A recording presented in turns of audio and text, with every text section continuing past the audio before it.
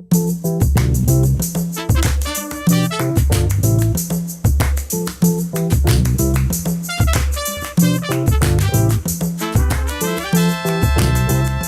listener-supported KTOO, welcome to Juneau Afternoon, broadcasting live from the homelands of the Aquan and on demand as a podcast. It's Thursday, February 12th, 2026. I'm your host, Boston Christopher. Gunathchi, Shawa, Toksuknusum, Salamat. Thank you for joining the conversation. You can also join us via our live stream on KTOO's YouTube, Facebook, or Instagram pages. Today, Tlingit and Haida's Ambassador Program works in collaboration with the Forest Service personnel out at the Mendenhall Glacier to share Tlingit history, culture, and language with tourists throughout the summer. This year, they are also adding a safety ambassador as well. We'll talk with members of the team as they ramp up for summer 2026.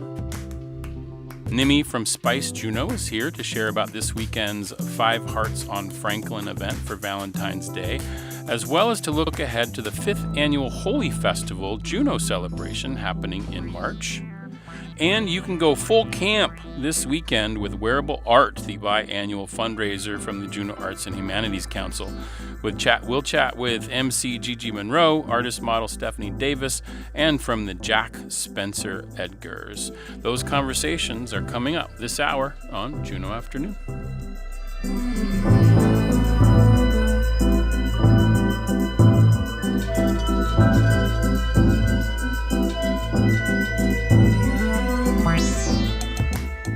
Support for Juneau Afternoon comes from Heritage Coffee Roasting Company, providing Juneau with locally roasted coffee for over 40 years, with cafes and drive-through locations throughout Juneau. More at heritagecoffee.com.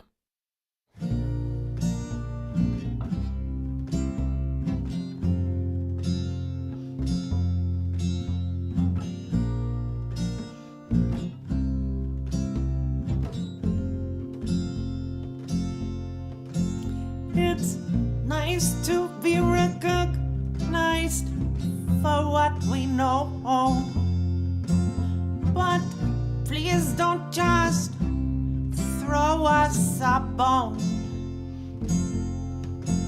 We are connected to complete systems. We feed ourselves from our home. Our knowledge, it comes from completeness. The completeness of being on the land. A land that has not yet been broken at the hands of greedy humans. That right there is from the new album from Sunny Porch, local band. They're having a folk revival and release party tomorrow, Friday the 13th, at the Crystal Saloon at 5 p.m. That song is called Tech, or Traditional Ecological Knowledge. You can check out that album. It's on the streaming platforms.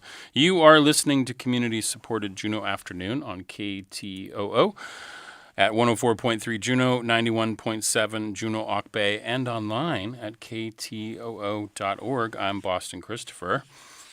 Tlingit and Haida's Cultural Ambassador Program is gearing up for the 2026 summer season, working in partnership with the Forest Service personnel at the Mendenhall Glacier Recreation Area. The cultural ambassadors share Tlingit history, culture, and language with visitors from around the world.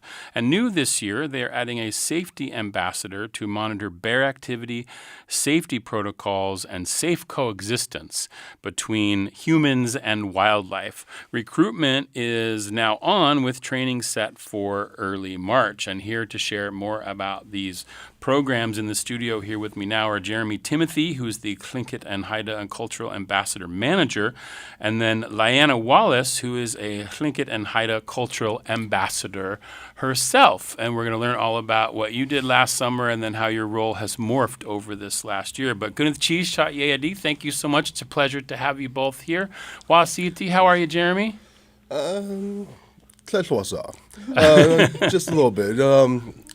I'm doing pretty good. I got a little head cold going on, but other than that, I'm doing really good. It's that transition time, right? From winter to spring a little bit. We're all getting a little bit of that. It's cold today too. It's windy. It's cold. Yeah. So I mean, it's looking outside. I'm like, it feels like a low pressure came in and got me congested a little bit, but. I still wanted to be here to be able to talk about the program. Please, I'm happy you're here. And Lyanna Wasiyati, how are you today? Oh, okay. I'm doing really good. Awesome. That's excellent.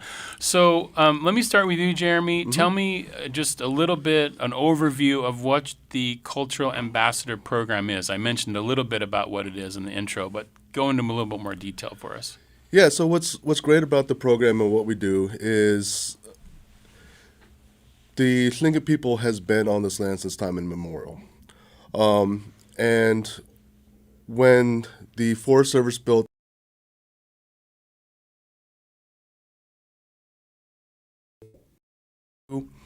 we didn't have a lot of representation out there. And you didn't see anything along that scope of, stuff. And just recently we started this Culture Ambassador program, and that allows us to co-steward the area out there to where we can start bringing out our stories, our language, our culture, our history, and be able to talk about that with people and to share it. And like you said earlier, like we talk to people all over the world. Yeah. And it's fascinating, the people and the range of like knowledge you get that comes through the visitor center and just talking and being able to share our history with them. And we're also doing other things out there. We want to like start upgrading some of the signs to where they had the Tlingit language on there. We were looking at bringing out canoes. We brought like a little like a kutia, like a little totem coming out there. And so we're bringing the culture back to the land.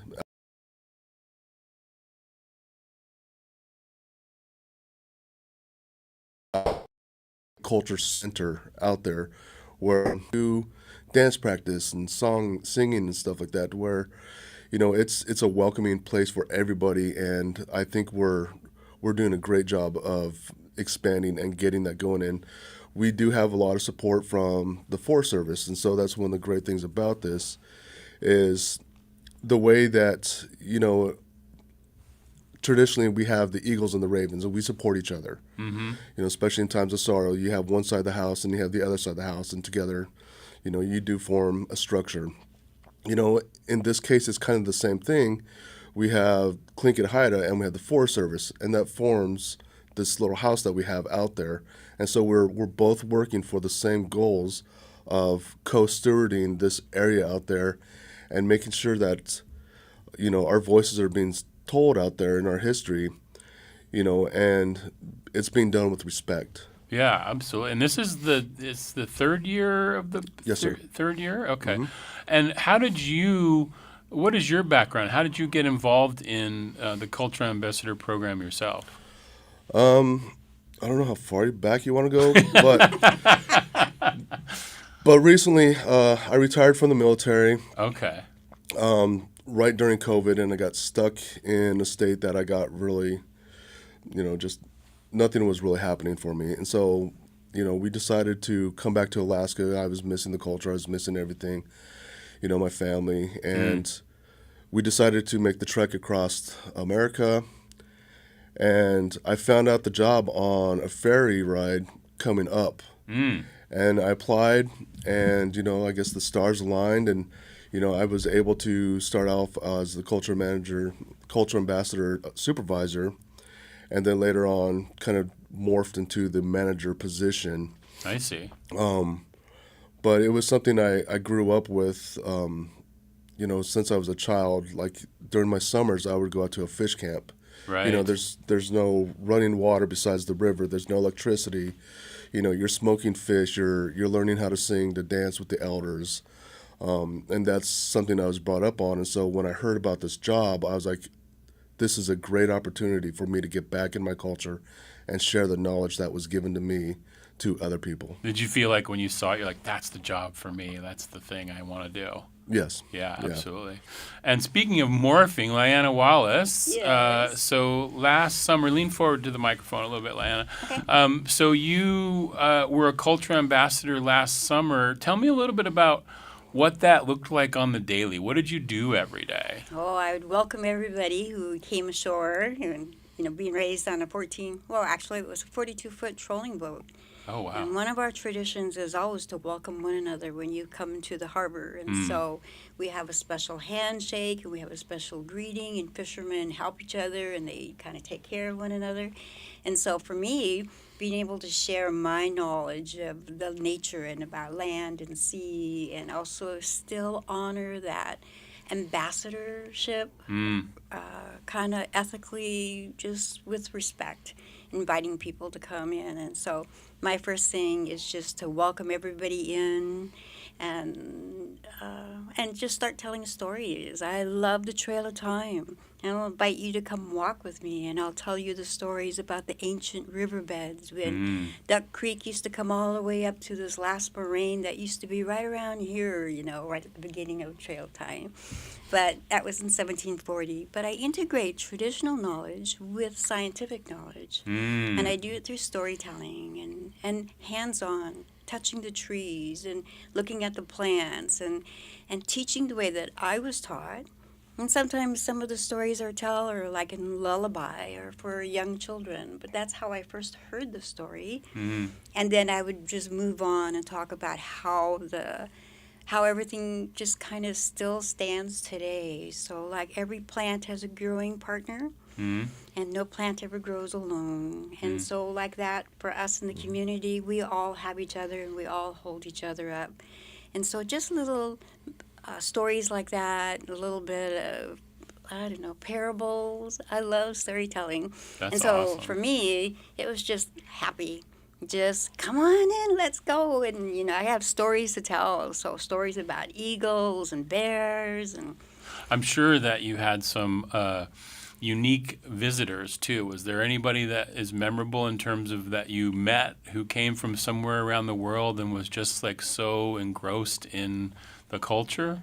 No, everybody was really touched. I really love being with people. Yeah. And I love it when people came back for a second and third time. In fact, there were people who would follow me around on the trails, and they would meet me at this one area over and over again because they wanted to hear the same story again. Oh, wow. But I really love listening to people who've been here before, and then they added their own story to what they saw and what they remembered. So a lot of give and take. And so I can't think of just one. I would have to say there were so many of them. Every day is a treasure, right? Yes, every day. And I know that you are going to be doing some training.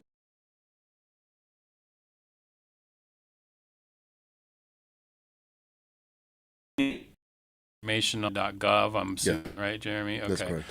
Lyanna, when people are thinking about applying, what would you be looking for in somebody who wants to be a recruit?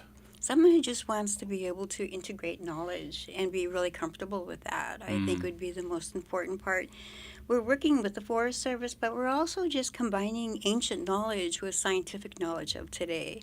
Someone who understands and is aware of it, and I think that would be one of my most important conditions, just being comfortable, laughing, enjoying, but also has some really good, strong, problem solving, just being able to handle situations that just come up, like a bear that's crossing our trail and stops traffic, and it's okay, we're fine, and, and we're going to go out and we're going to talk to the bear and we're going to tell it thank you for letting us be on your land. And so someone who speaks a little Tlingit as well, and then just being able to wanting to know more. So as we go in and we start talking about plants and trees and their names, and then giving the Tlingit names for some of the old streams, and then just being open to history. Jeremy, do they have to be a Tlingit and Haida tribal member to apply for this position? They don't. No. Okay. Okay. So we are trying to keep it somewhat local. Yeah. Just it makes things easier with like housing and stuff. But they don't have to be, and we do like what Leanna's doing, and we're doing training. Yeah. And so we will do like cultural sensitivity training. We'll do a little bit of history, language, and that way, we're all on the same page. We'll go through a first aid CPR course because there is safety things since we're working out there with the Forest Service that we are also looked at as like first responders. It's if someone's out on the trail and has something happen, we're out there, we can help. You need some well-rounded individuals. Yes. Maybe speaks a little Tlingit, as Leanna said, right? Mm-hmm. And so is there a deadline to apply for this? We don't have a deadline, I guess, until our positions are filled. Okay. But, we are always looking out, for potential people to come in. Okay. And Leanna, Jeremy was telling me before we went on the air that you did the Culture Ambassador program last summer, but then you stayed on to sort of do some further work. What is it that you've been doing since last summer? I've been creating training manuals and also a lot of kits. So more information about the puppets and things for the children's programs, and then things that could be said on the trails. Oh, nice. And a lot of Tlingit, too, as well. Yeah. Not everybody comes in or feels comfortable with speaking the language, and so just doing some programs like that and just knowing about the traditional ways of knowing. And also just communicating, storytelling. So I'm busy. I don't quit. In the morning, I wake up and I'm typing, and then even at the end of the day, it's like, go back and tell, do something else. There's another story to be told. That's fantastic. Well, your energy is infectious, and I'm sure that's going to be helpful in the training and get people excited about being culture ambassadors out there this summer. And then, Jeremy, I mentioned also that there's going to be a new safety ambassador program or position. Yes. Tell me a little bit about that. So we found, especially last year, is we had a lot of like volunteers that were out at the visitor center, and we weren't quite sure with who had what training and everything. And so when a situation would come up, either a first aid situation, bear management, which actually is more of a people management situation. The bear's going to go where she wants to go. We want her to go where she wants to go. It's just getting the hordes of people to make sure she's got comfortable distance, especially if she's got her cubs with her. But in situations like that, we wanted to make sure that we have someone in place that we know that has the training that could take the lead. Who's making that call about, are we calling EMS for certain situations, and just someone that's going to be the point of contact for basically, like I said, first aid, bear management, something along the lines. They're going to walk the trails. If they go out walking a trail and they see a hazard out there, maybe a tripping hazard, some stones came loose. Even when it came to the Glacier Lake outburst flood, the Gloff. At what point is it too dangerous to have people going out on them trails, and we need to shut the trail down? So having someone that has the ability to make some of these calls and be able to take the lead is what we're looking for. And are you going to have, how many of those safety ambassadors will you be looking for? Oh, we're looking for one. Okay, one. Yeah. So they'll be the point of contact. They'll be the lead for that role. Right, okay. And then the cultural ambassadors will talk back and forth with them to determine what's going on and all that kind of stuff, yeah. So especially when it comes to like bear management, we, depending on what ambassadors at what location, who they can pull from where to go and help with that situation. And so they would be able to make that call. It's like, hey, I need to pull this person from this location to go help out with this bear situation because they may cross the road. So now I need road guards to make sure stop traffic so they don't hit the bear. Yeah. So there's things like that, they're going to have to be able to think about. Yeah, absolutely. Lyanna Wallace, Jeremy Timothy from the Tlingit and Haida Culture Ambassador Program. What a fantastic addition, right? I know this is the third or fourth year, third year, and but just amazing, and hope that it continues to grow. For more information, you can go to tlingitandhaida.gov or probably put in your favorite search engine the Tlingit and Haida Culture Ambassador Program. It'll get you right to the right place to apply and everything, right? Yeah. Okay, that's the best way. tlingitandhaida.gov is going to be the probably the best way because it'll get you the main hub to go right to the application. Yeah, absolutely. Yeah. Okay. Well, thank you so much, Gunath Chish, for being here today. I really appreciate it. Fantastic. Okay, we're going to have a story here from Rhonda McBride from KNBA. Those who knew and loved Marlene Johnson say she was in constant motion, either behind the scenes or on the forefront of the major issues that have shaped life for Alaska Natives for more than 60 years. The Tlingit leader died recently at the age of 90. This is Rhonda McBride's look at her life and legacy. This is Juneau Afternoon from KTOO. Here is Marlene Johnson's recipe for leadership in her own words. Alaska Natives, I don't care where you're from, need to be involved. They need to sit on boards. They need to sit on commissions. They need to go to meetings. They need to be heard. That was Johnson talking with the late Native journalist Nellie Moore in 2011 on the 40th anniversary of the Alaska Native Claims Settlement Act. Today, ANCSA remains the largest land claims settlement in the nation's history, one that Johnson helped to steer through Congress. The Alaska Native perspective needs to be heard, and they need to know that we aren't sitting back there on a stump doing nothing, that we are, just like everybody else. We have a brain and we use it. We have muscles and we use it. And we have respect for each other, and we don't call other people names like they sometimes call us. The 1960s was a tough time to be an Alaska Native and a woman. The men had the voice. They were out front, but somehow Marlene became a voice among all those men. I often wondered, how did she do it? Back then, Irene Rowan had a front row seat in Washington, D.C. She worked for the federal government and became part of an ANCSA support group called Alaskans on the Potomac. She was royalty. People looked up to her. She was rich. She was rich with knowledge and with enthusiasm. Rosita Worrell says Marlene Johnson was one of a kind. She exemplified what we know and recognize as a leader, and they don't come along very often. Worrell, who is president of Sea Alaska Heritage Institute, says Johnson had a leadership style all her own, someone always ready to listen, even if she didn't agree. And I don't think people thought of her as a woman or a man. They just admired her leadership capabilities.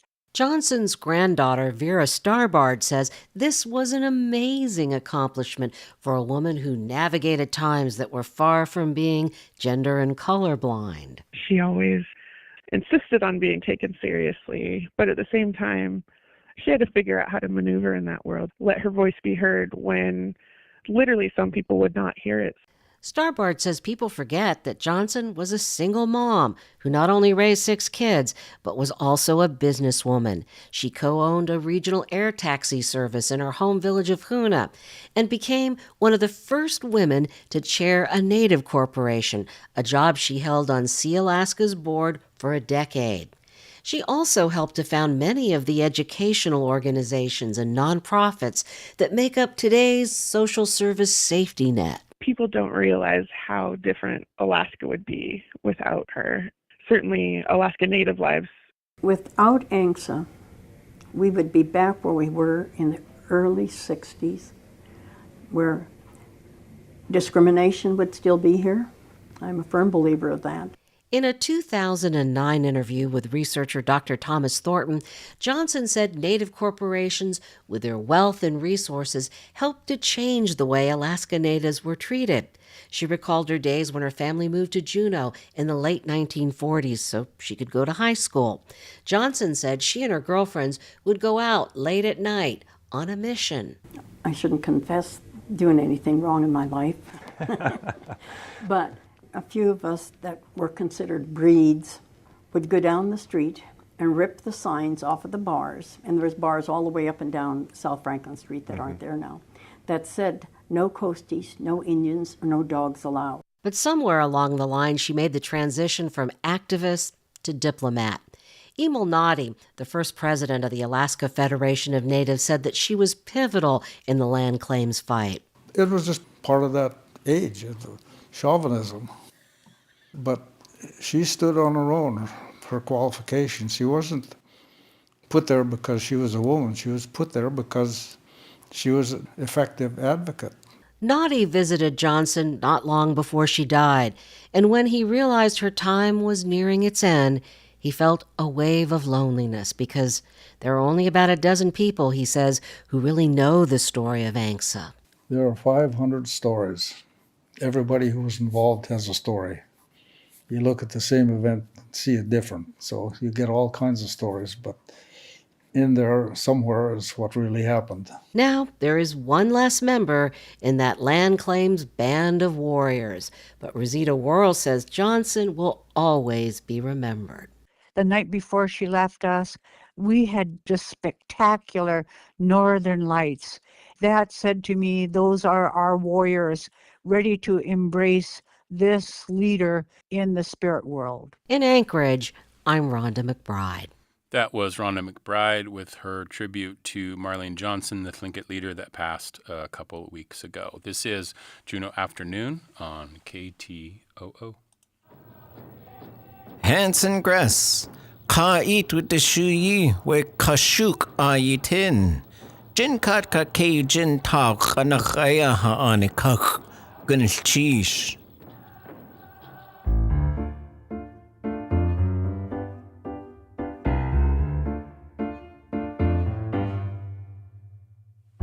This is Juneau Afternoon from your listener-supported public media station KTOO.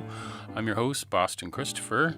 Nimmy Phillips joins me in studio now with updates on some upcoming community events happening around downtown, beginning this weekend, tomorrow, with Five Hearts on Franklin, the second year of that, and continuing in March with the 5th annual hosting of the Holi Celebration here in Juneau, as well as a couple other things that are going on. Gunneth Cheesh, Ha'igiri, thank you, Nimmy. Welcome in. How are you today? I'm good. Thanks for having me. Awesome. So let's start with tomorrow. Yes. Because it's Valentine's Day weekend, and this is the second year of something called Five Hearts on Franklin. What is that? So Five Hearts on Franklin is the hour block on Franklin Street. So it has Devil's Club, T-Top Tea, Spice, and Robotics, and Amulga. So what do we do is you go to Devil's Club, have your appetizer, you go to T-Top, get a discount, and then you come to Spice, have dinner, you go to Robotics and take a photo booth or take your photo at the photo booth. And Amulga for nightcap. Oh, I see. So that's the five. We are the Five Hearts on Franklin. You're the Five Hearts on Franklin. And, and this is happening on Friday as opposed to Valentine's 13th. Day. Yeah. Why is that? Why is it not on Valentine's? Because maybe not everybody's open. No, we all have our own specials that we want to do on the Valentine's Day. Oh, I see. Okay. So we pick the day before so we can all work together into a special. Like we have a theme. This year's theme is mango. Mango? Yes. How did that become the theme? I think it was me. It was I was the child who said that, I think. Okay, but so how is that being incorporated? Do you know how people are doing that? We're doing our best because mango is a hard one to get in Juneau, Alaska. But photo booth will have mango color. I'm making mango chicken. Amulga will have some kind of mango-related drink. And then Devil's Club will be doing some appetizers with some mango. You know, next year, can I put something in your brain for next year? I love this time of year, and I know a lot of people in Juneau do. The sumo mandarins. Do you know what those big oranges? They are so good, and they're only available like from January to April or something like that. I gotta try. Is it Costco has it? Everybody has it. Okay. You can get them, and some are a little bit smaller. Like Costco has a box of them that you can get, but they're a little bit smaller. But if you go to the other grocery stores, they usually have the bigger ones. Okay. and the flavor of these things. My partner Aaron and I, we're addicted to these things. We can't get enough. So I just think it's a perfect time because you do this around this time. Yeah. And so many people love them, and they do have color and vibrancy and taste and all the things that would be part of that. But I mean, mangoes are also yummy. I mean, I get mango. We do mango chutney, mango lassi. We do a lot of mango stuff at the restaurant. So to me, mango is not a foreign thing at all. I grew up with mango in the backyard. But I guess the mango chutney, right? Yeah, that's a big we do mango, one, right? mango lassi, the yogurt drink that we make. So mango is already in our food. So, I see. But I think mangoes, you have so much options with mango. I see what you did. You went you went like the low hanging fruit, no pun intended, because you already know what to do with mango. But I work with amazing neighbors. They're more than a family. We work together so well. We put on an amazing evening for locals. And it seems like a really good group of people down there in terms of all the businesses in that section and getting together and making these things happen. Do you do other events like this throughout the year too? Holi is one of the other ones that Devil's Club usually do a pizza with the Holi names, and we share our curries and they put it on the pizza, or we incorporate some food together. Amalga always make me a special drink too with lots of colors and stuff for Holi. And Devil's Club always have Indian games out there, and so that's another one that we always coordinate and we work together. So and then you also on like you said on Valentine's Day, like most everyone in town, they're going to have some kind of special. Our own special so too. You're doing something special at Spice, right? Yeah, I am actually cooking Cornish hen stuffed with the cranberry apple rice. I'm very excited about this. Yeah, as you can tell. I can tell. We already tested, and the recipe is good. But this Juneau, Alaska, you can't go to the store and buy Cornish hen the way you want to look. Right. It came. Where did you get them? It came through Cisco distributor, and it came through Seattle. I see. And it came as one Cornish hen cut into 2 pieces already. So I wanted to stuff them. Now it's 2 pieces. Now I have to figure out how to put it back together. So if you see some sewing lines in there, it's okay. It's okay. Yeah. Well, that's I love the challenge in that. And then before Holi, you're going to have a cool wine tasting. We as are. well? We're partnering with the Specialty Imports. That's on February 28th. It's a Taste of France. A Taste of France. A Taste of France. Yeah. All kinds of French wines and stuff. Yes, and we'll have some some fruits and cheese and things as snacks, and of course, Specialty will be there.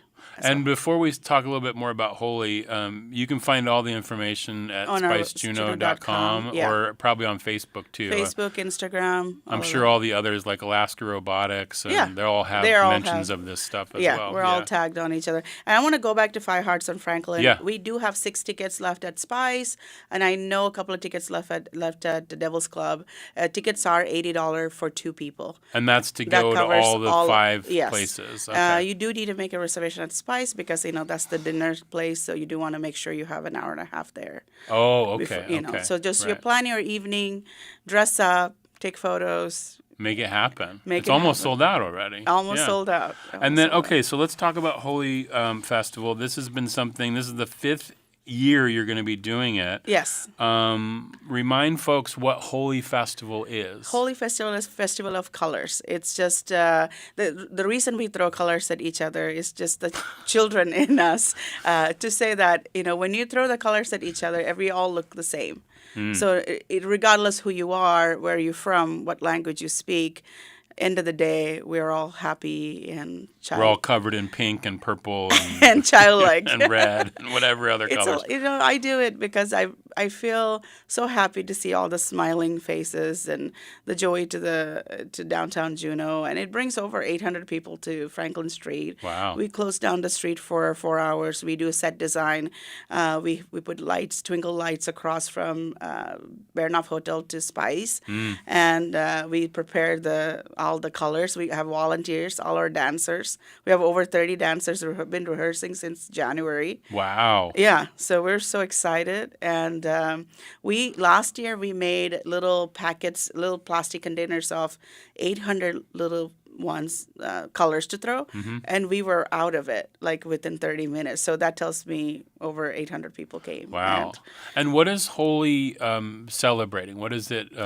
It celebrates the light over, not light over darkness. It's the happiness over evil, or just to change the difference between people. Like, we don't have to feel any differences. And this is one time that if you haven't talked to somebody in a long time, it's time to say, okay, let's play, let's talk, let's forget what went on. Put bygones be bygones. Yeah, and all that kind of thing. Yeah. And this is it happens at the same time, sort of around the world, right? Yeah. It's as close as possible. Close as possible because of the time difference and stuff. Right, because this started in India. It is a Hindu cultural event. Okay. It started in Hindu culture, but now celebrated because it brings so much happiness and joy to people. It is celebrated all over the world. And the other thing that I think that is really cool about this, you told me, I think a couple years ago, is that you get these colors when you go to India. Yeah, when you go, you buy all these colors and bring them here. I usually bring about 15 kilograms to 20 kilograms each year. This last October, I didn't get to go. So our lovely Emily Kane and Evelyn Russo was in Kerala around my home in India, and they are actually bringing back some of it. Oh, that's so cool. It is very cool, and it was very kind of them to do that. And we also improvising this year with some fruit coloring. Because of the tariffs and stuff, there's a lot of stuff that is getting very expensive. Usually, I buy all of these things, and we're going to use some food coloring. This is actually made with food coloring and cornstarch, so we're going to make some in-house as well. And then if people are wanting to go, and this is on March 23rd. March 23rd. And about 8 o'clock or so? Yeah, 8 o'clock is the Bollywood dance, and we give it's about 30 minutes of the dance that you can just watch, and then you have 30 minutes to go change into white color clothes so that you can see what colors you got on. Right. You don't want to get your cashmere sweater with the purple color on. It's not coming off. Get that white T-shirt or white whatever. T-shirt, white something. Whatever, and make sure you wear white is nice so you can see all the colors. And that happens at 9 o'clock. 9 o'clock sharp, yeah. Powder throwing. And then after that 9 o'clock color throwing, we're going to do the whole dance one more time in the color with our participant as guest. Whoever want to join us has a chance to join us. Oh, that's excellent. Yeah. I think it'll be fun. Cool. Last year it was raining, pouring down rain, so the colors stuck to you so much more. And the street, Franklin Street, was colored for a whole week, and it was so beautiful. People took so many photos and posted. That's so cool. Yeah. And that will also be on your Facebook page, Facebook, and Instagram, all around. Our website. What's your Instagram? It's spice.indian.restaurant, I believe. Okay, yeah. Excellent. So people can follow you there and for all of these events. Or stop by. We're right on Franklin Street. We're so happy and excited to talk about it. So I love that. Nimmy Phillips from Spice Juneau with all kinds of cool events. Valentine's Day weekend, 5 Hearts on Franklin. Wine tastings, and of course the Holi Celebration, which is open to the whole community. You can watch the Bollywood dance. If you want to get involved in the dance, you got to get involved earlier. Yeah, you gotta get Nimmy after Holi and be like, hey, how do I become part of the dancing group? We have actually 10 new people, 10 or 15 more new people. I'm so proud of them. And we start. It's a 3-month rehearsal because only Sundays we get rehearsal time, and we have a hard time finding free places to rehearse. Sure. And I'm really thankful to see Alaska Plaza to providing us a space to rehearse, and also Perseverance Theater. Yeah. So kind of them. That's amazing. Yeah. It's so fun. It is so much fun. Well, thank you, Nimmy, for catching up with us on all these cool events. You can go to spicejuneau.com or find them on the socials and keep up with everything going on. I really appreciate you being here. Thank you. Thanks for having me. Thank you. This is Juneau Afternoon on KTOO. You're listening to KTOO's Tlingit Word of the Week. This week's word comes from Kahwan Ish George Davis. The word this week is gurj. Hooch. That means wolf. And here's a sentence. Hooch. Keakawakach. The wolf howled. Let's hear it again. Hooch. Wolf. Gunnus Chish to Juneau Lance Twitchell, Goldbelt Heritage Foundation, and the University of Alaska Southeast for this audio. Kahuan Ish, George Davis was Takdain Tan and the child of a Tsagwedi man. He grew up in Kake, Alaska, and learned to speak well because he would always bring traditional foods to the elders there. As someone who fished a lot and spent time on the land, he knew Tlingit place names all over the area, and he learned many stories and advanced ways of speaking. And tune in next week for another Tlingit Word of the Week from KTOO.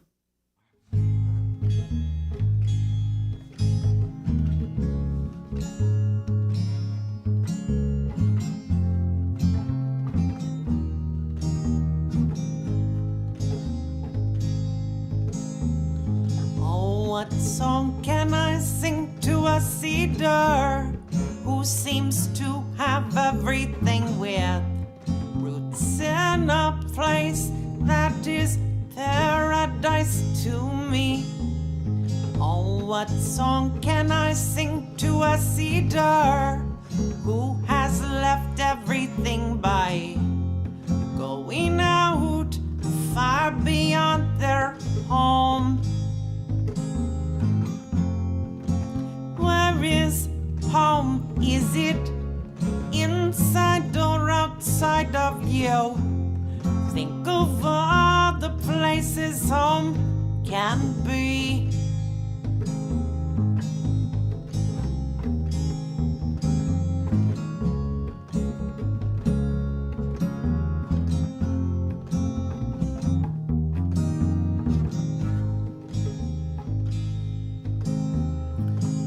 What song can I sing to a cedar away from all that they knew by going out beyond their home?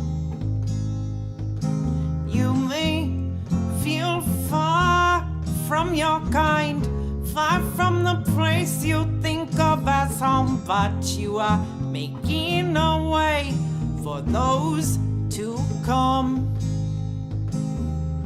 Oh, what song can I sing to a cedar who has put everything into growing new ground for its home?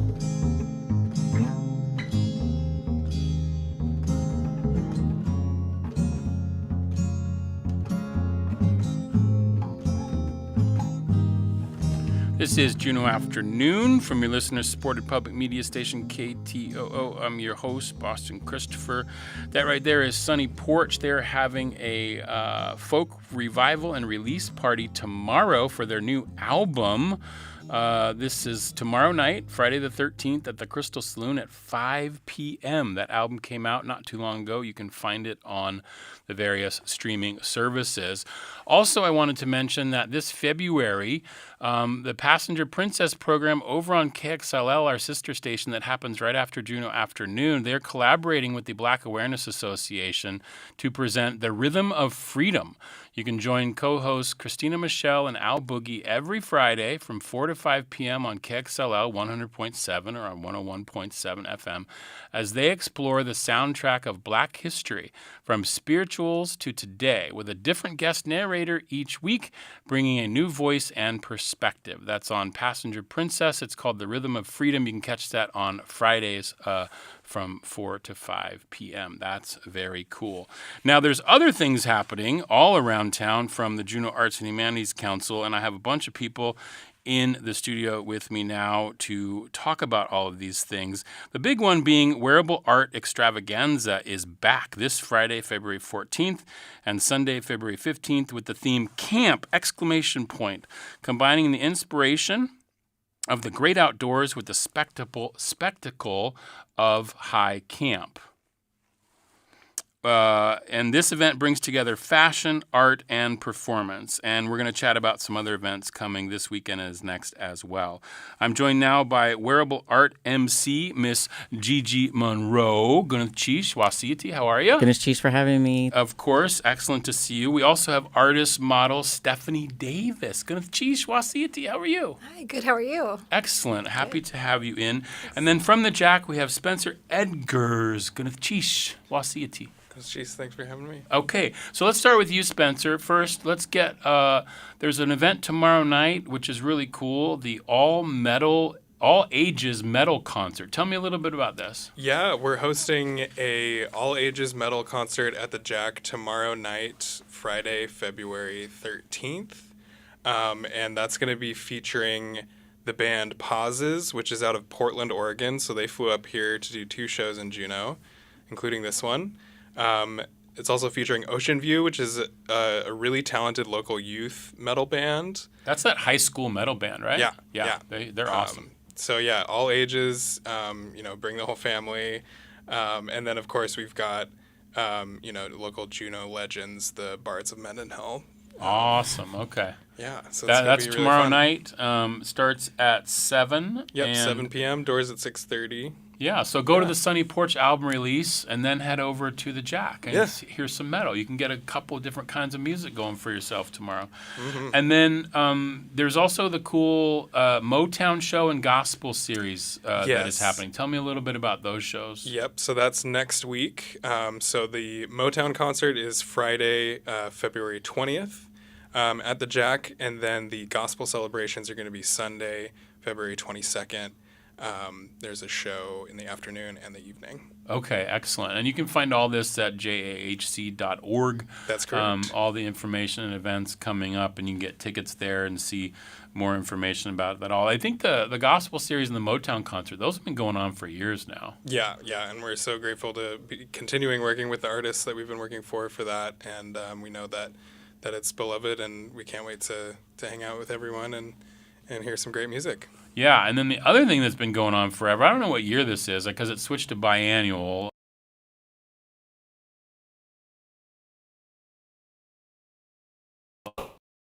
This is the Jack's largest fundraiser. Yes, it is. It's the funds we raise through this event go to fund things like our individual artist grants and other programs, and also youth fine arts scholarships. Okay, that's really cool.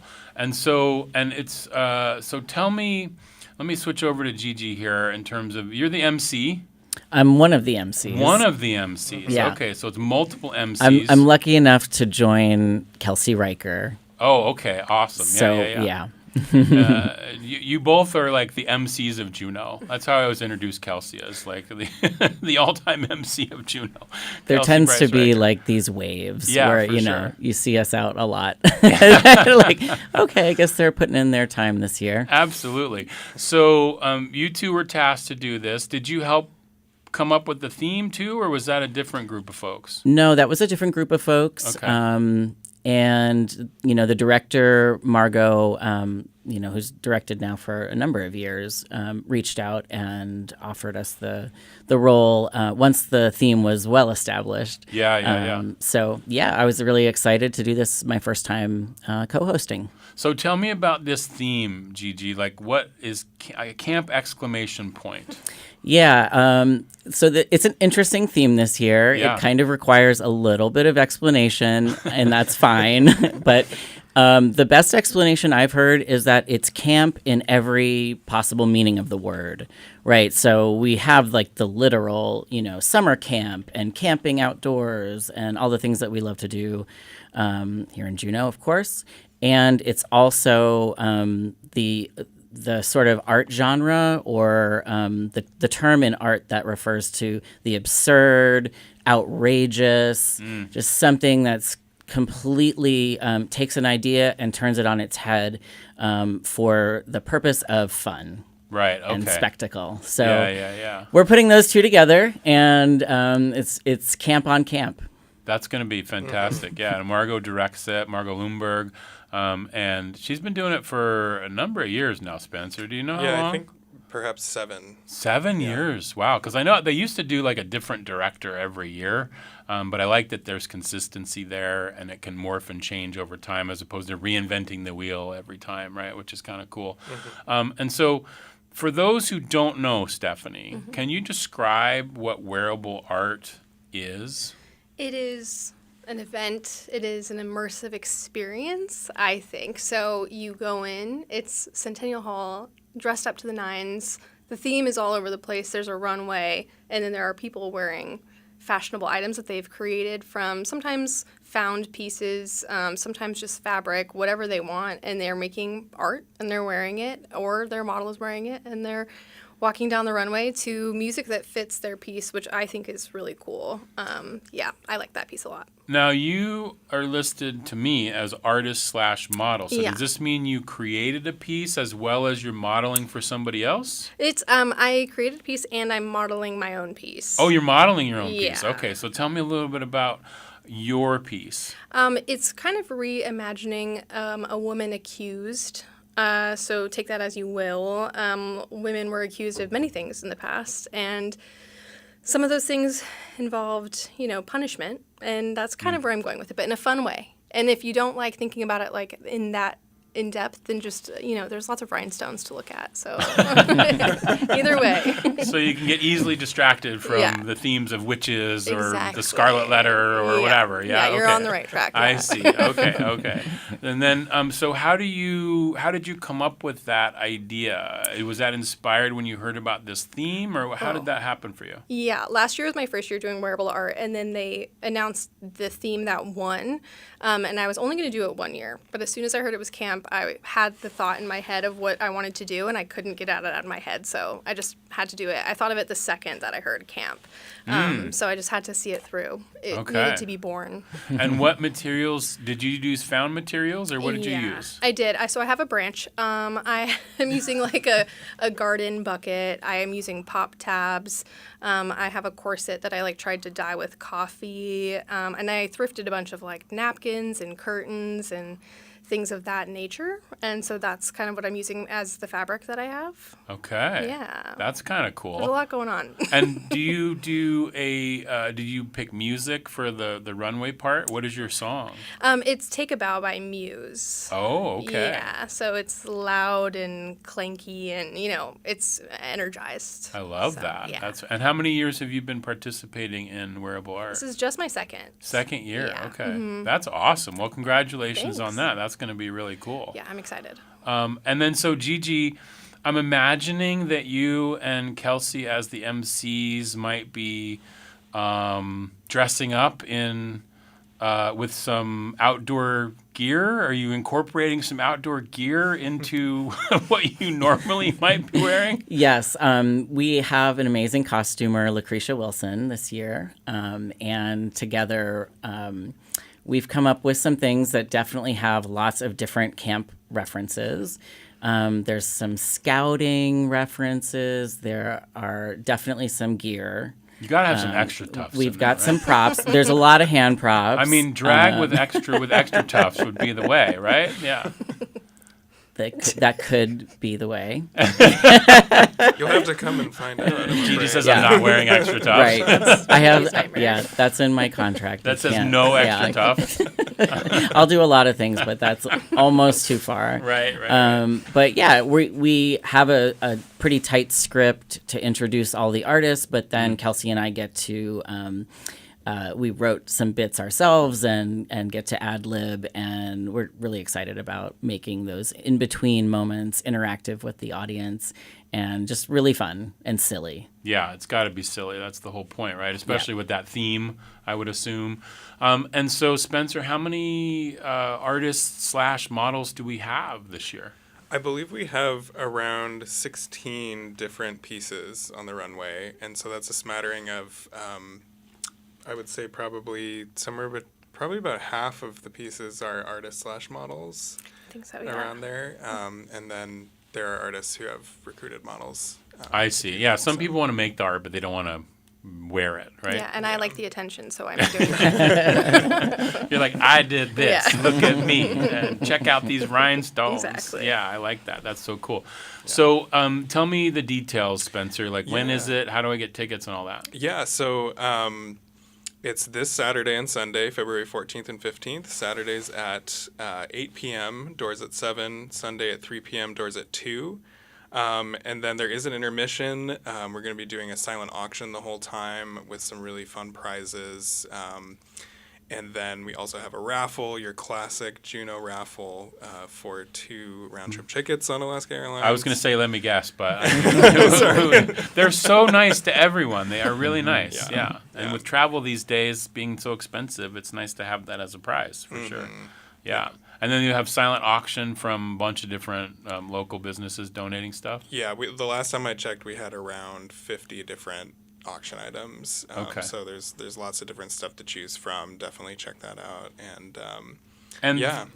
I know that people in the past have bought tables, but you can also just buy individual tickets, right? Yeah, so tickets start at $30 on Saturday night, and they start at $20 on Sunday for standing room, and so you can go from there all the way up to, like you said, buying a table right next to the runway.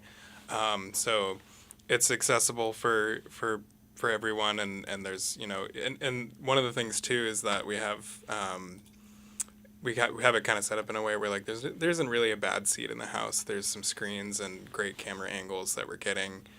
So no matter where you are, if you're getting a drink at the bar, you're still going to be seeing all the action. I see. Okay. Yeah. That's excellent.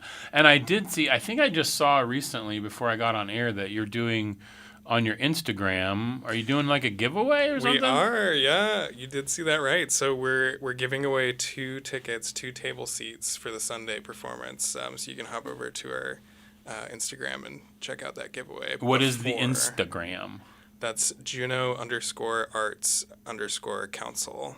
Juneau_Arts_Council. Okay, Yes. You should be following them anyway if you're not, right?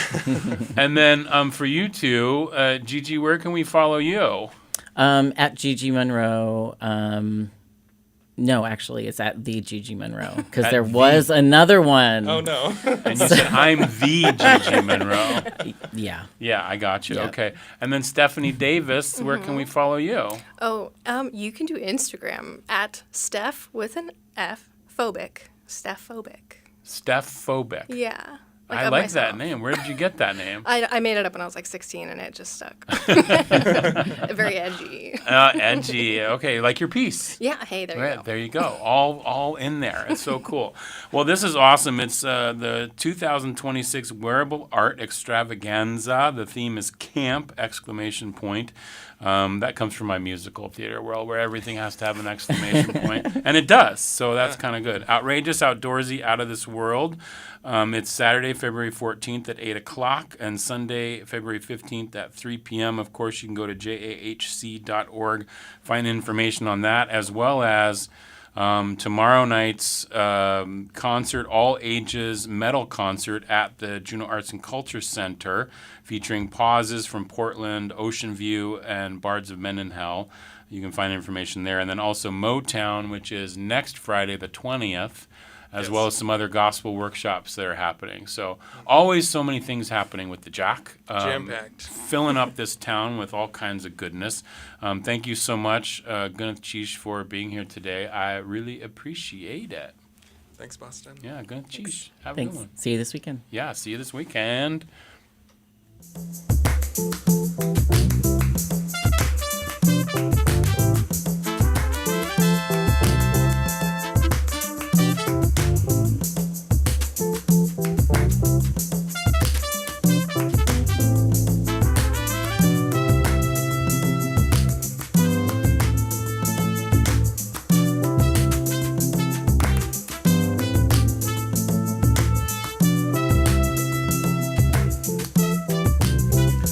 That will do it for today's Juneau Afternoon. Local stories, local people, local connections. On tomorrow's show, Kin Support Program's upcoming Positive Indigenous Parenting series. Theater at Latitude 58 previews their production of Camelot. And the Marie Drake Planetarium and Juneau Nordic Ski Club is having a planet ski over the next week. We'll learn more about that tomorrow. Juneau Afternoon airs Wednesday through Friday at 3 p.m. right here on KTOO Juneau 104.3 and KAUK Juneau Akbay 91.7. Hello, out the road. You can find the show online at ktoo.org/Juneau Afternoon. You can also find live stream archives on KTOO's YouTube page. Our theme music is by Indian Agents. Support comes from Hanson Gress, Heritage Coffee Roasting Company, and Tongass Federal Credit Union. Juneau Afternoon is a project of the KTO Arts and Culture team. I'm Boston Christopher. Gonna cheese.